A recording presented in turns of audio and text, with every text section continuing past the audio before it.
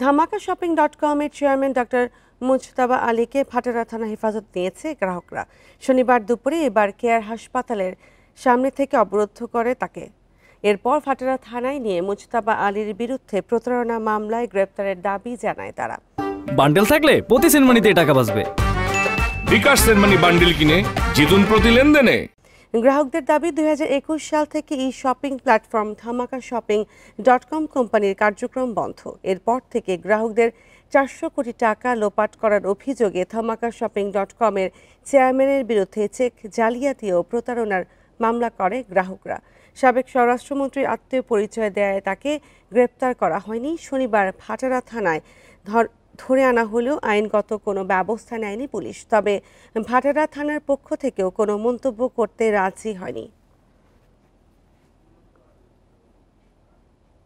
যারা প্রোডাক্ট কিনছি হলো প্রোডাক্ট পাওয়ার আশায়, কিন্তু আজকে দীর্ঘ 4 থেকে 5 বছর হয়ে গেল আমাদের কিন্তু পণ্য ফেরত পায় নাই।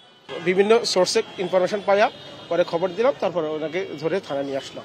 কোনোভাবে গ্রেফতার ছাড়া এবং গ্রাহকের সমস্ত টাকা ফিরিয়ে দেওয়া ছাড়া ওনাকে যেন ছাড়া না হয়।